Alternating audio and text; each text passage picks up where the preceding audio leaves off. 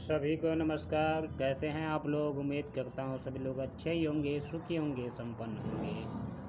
सभी को ओम नमो भगवते वासुदेवाय। मैं फिर श्रीमद् भागवत कथा लेकर के हाजिर हूँ। 10वां अध्याय, जिसमें कि श्री कृष्ण जी के द्वारा द्वारका गमन के लिए निकलते हैं।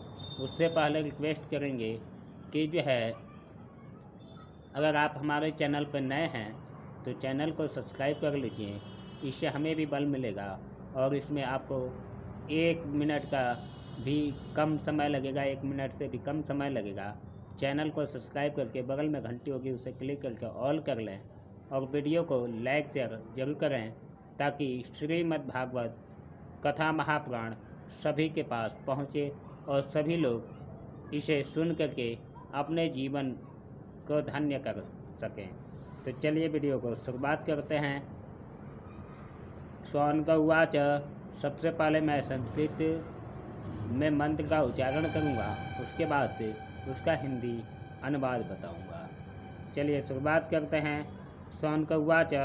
हत्वा स्वरितस्पृद्धा आतयायिनो युधिष्ठिरो धर्मवृत्तां वरिष्ठः सहानुजे प्रत्यवरुद्धभोजना कथं प्रवृत्ते किमकारसी ततः। सूत उवाच। बन्तं कुरोर्वा दवाग्निहृतं सरोहित्वा भवभावनो हरि निवेशयित्वा निजराज्यईश्वरो युधिष्ठिरं प्रीतमना बभूव। निशम्य भीष्मोक्त यथा मथाच्युतरोक्तं प्रवेक्तविज्ञानविभूतविभ्रमः सतासगामिन्द्रैवाजिताश्रयाय परेद्युतान्ता मनुजानुवर्तितः। शौनक जी ने पूछा कि हे धार्मिक शिरोमणि महाराज, युधिष्ठिर ने अपनी पैतृक संपत्तियों को हड़प जाने के इच्छुक आतताइयों का नाश करके अपने भाइयों के साथ किस प्रकार राज्य शासन किया और कौन कौन से काम किए, क्योंकि भोगों में तो इनकी प्रवृत्ति थी ही नहीं। तो सूत जी कहते हैं कि संपूर्ण सृष्टि को उज्जीवित करने वाले भगवान श्रीहरि परस्पर की जो है कलहाग्नि से जो है दग्ध कुरुवंश को पुनः अंकुरित कर और युधिष्ठिर को उनके राज्य सिंहासन पर बैठा करके बहुत प्रसन्न हुए। भीष्म पितामह और भगवान श्री कृष्ण के उपदेशों के श्रवण से उनके अंतकरण में विज्ञान का उदय हुआ और भ्रांति मिट गई। भगवान के आश्रय में रह करके वे समुद्र पर्यंत सारी पृथ्वी का इंद्र के समान शासन करने लगे। भीमसेन आदि उनके भाई पूर्ण रूप से उनकी आज्ञाओं का पालन करते थे। कामं बवर्ष पर्जन्य सर्वकाम दुग्धामहि शीतोश्चुष्मं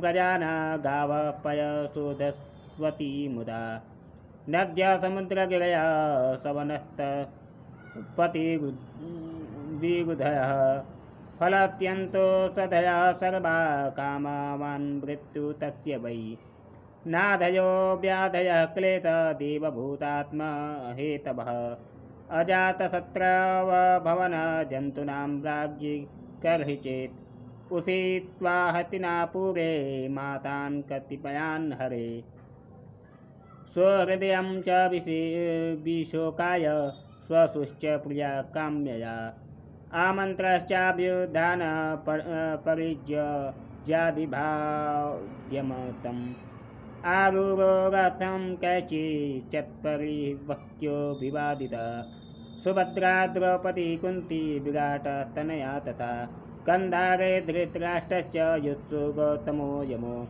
विकोदरश्च धौम्यश्च स्त्रियोमस्य सुतादयः न ते हरिविद्युम्यन्तो विहगं साङ्गधन्वनः सत्सङ्गान्मुक्तदुःसङ्गो हान्तुं नो सहते बुध कीर्त्यमानो यशो यस्य सुकृता कन्यारोचनम् तस्मिन् यतस्दीयपार्श्वं सरेहं विरकतं दर्शया पर्शसंलाब्धशयनासनभोजनैः सर्वे ते निमिषे रक्षेस्तदा नुद्रुतचेतसा वीक्षन्त स्नेहसम्बद्धा विचेलुस्तत्र तत्रः न्यरुधन्तो गलाद्वापस्मोत्कण्ठादिवकीसुते निर्यातागारन्तो भद्रामिति स्याद्वान्तविस्त्रियः भृङ्गसङ्गाभयश्चर्य वीणापणवगोमुखा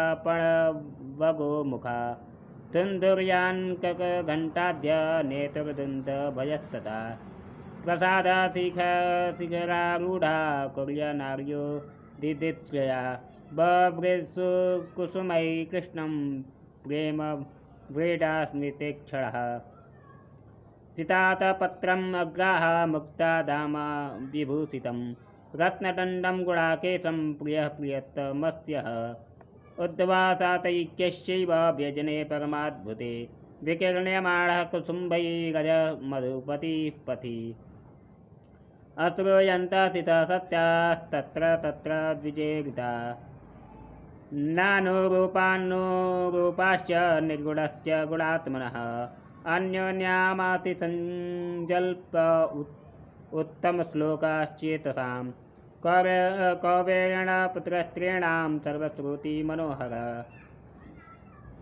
युधिष्ठिर के राज्य में आवश्यकता अनुसार यथेष्ट वर्षा होती थी। पृथ्वी में समस्त अभीष्ट वस्तुओं पैदा होती थी। बड़े बड़े थनों वाली बहुत सी गौवें प्रसन्न रह करके गौशालाओं का दूध सींचती रहती थीं। नदियाँ, समुद्र, पर्वत, वनस्पति, लताएं और औषधियाँ प्रत्येक ऋतु में यथेष्ट रूप से अपनी अपनी वस्तुएं राजा को देती थीं। अजात शत्रु महाराज युधिष्ठिर के राज्य में किसी भी प्राणी को कभी भी आदि व्याधि अथवा दैविक, भौतिक और आत्मिक क्लेश नहीं होते थे। अपने बंधुओं का शोक मिटाने के लिए और अपनी बहन सुभद्रा को प्रसन्नता के लिए भगवान श्री कृष्ण कई महीनों तक हस्तिनापुर में ही रहे। फिर जब उन्होंने राजा युधिष्ठिर से द्वारका जाने की अनुमति मांगी, तब राजा ने उन्हें अपने हृदय से लगा करके स्वीकृति दे दी। भगवान उनको प्रणाम करके रथ पर सवार हुए। कुछ लोग समान उम्र वालों ने उनका आलिंगन किया और कुछ छोटी उम्र वालों ने प्रणाम। उस समय सुभद्रा, द्रौपदी, कुंती, उत्तरा, गंधारी, धृतराष्ट्र, युधिष्ठिर, कृपाचार्य, नकुल, सहदेव, भीमसेन, धौम्य और सत्यवती आदि सब मूर्छित से हो गए। वे सांग पाणी श्री कृष्ण के विरह नहीं सह सके। भगवत भक्त सत्पुरुषों के संग में जिनका दुसंग छूट गया है, वह विचारशील पुरुष भगवान के मधुर मनोहर सुयश को एक बार फिर सुन लेने पर फिर उसे छोड़ने की कल्पना भी नहीं करता। उन्हीं भगवान के दर्शन तथा स्पर्श से, उनके साथ आलाप करने से तथा साथ ही साथ सोने, उठने, बैठने और भोजन करने से जिनका संपूर्ण हृदय उन्हें समर्पित हो चुका था, वे पांडव भला उनका विरह कैसे सह सकते थे। उनका चित्त द्रवित हो रहा था। वे सब निर्निमेष नेत्रों से भगवान को देखते हुए स्नेह बंधन से बध करके जहाँ तहाँ दौड़ रहे थे। भगवान श्री कृष्ण के घर से चलते समय उनके बंधुओं की स्त्रियों के नेत्र उत्कंठावश उमड़ते हुए आंसुओं से भर आए, परंतु इस भय से कि कहीं यात्रा के समय असकून न हो जाए, उन्होंने बड़ी कठिनाई से उन्हें रोक लिया।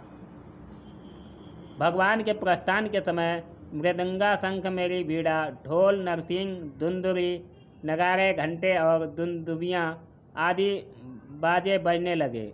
भगवान के दर्शन की लालसा से कुरुवंशियों की स्त्रियां अटारियों पर चढ़ गई और प्रेम, लज्जा एवं मुस्कान से युक्त चितवन से भगवान को देखती हुई उन पर पुष्पों की वर्षा करने लगी।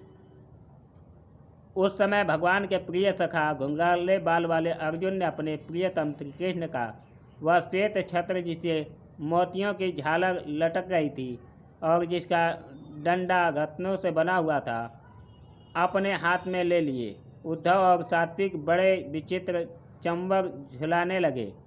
मार्ग में भगवान श्री कृष्ण पर चारों ओर से पुष्पों की वर्षा हो रही थी। बड़ी ही मधुर झांकी थी। जहाँ तहाँ ब्राह्मणों के दिए वे सत्य आशीर्वाद सुनाई पड़ रहे थे। वे सद्गुण भगवान के अनुरूप ही थे, क्योंकि उनमें सब कुछ है, परंतु निर्गुण के अनुरूप नहीं थे, क्योंकि इनमें कोई प्राकृतिक गुण नहीं है। हस्तिनापुर की कुलीन रमणियाँ, जिनका चित्त भगवान श्री कृष्ण में रम गया था, आपस में ऐसी बातें कर रही थी जो सबके कान और मन को उत्कृष्ट कर रही थी।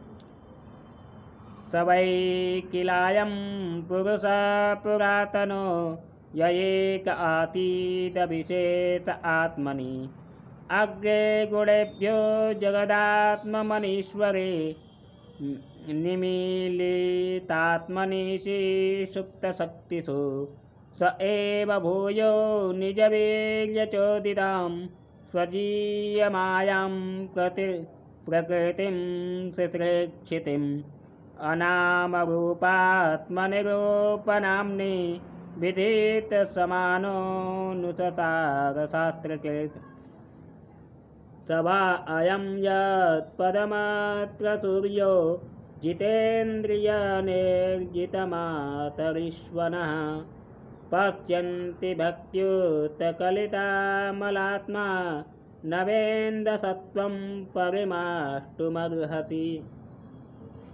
वे आपस में कह रही थीं कि सखियों, वे ही सनातन परम पुरुष हैं जो प्रलय के समय भी अपने अद्वितीय निर्मित विशेष स्वरूप में स्थित रहते हैं। उस समय सृष्टि के मूल ये तीनों गुण भी नहीं रहते।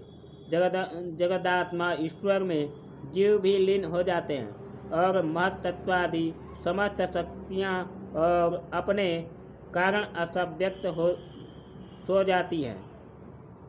उन्होंने ही फिर अपने नाम रूप रहित स्वरूप में नाम रूप के निर्माण की इच्छा तथा अपनी काल शक्ति से प्रेरित प्रकृति का, जो कि उनके अंतभूत जीवों में ही मोहित कर लेती है और सृष्टि की रचना में प्रवृत्ति रहती है, अनुसरण किया और व्यवहार के लिए वेद आदि शास्त्रों की रचना की। इन जगत में जिनके स्वरूप का साक्षात्कार जितेंद्रिय योगी अपने प्राणों को वश में करके भक्ति से प्रफुल्लित निर्मल हृदय में किया करते हैं, ये श्री कृष्ण वही साक्षात पर ब्रह्म। वास्तव में इन्हीं की भक्ति से अंतकरण पूर्ण शुद्धि हो सकती है, योग आदि के द्वारा नहीं हो सकती। सवा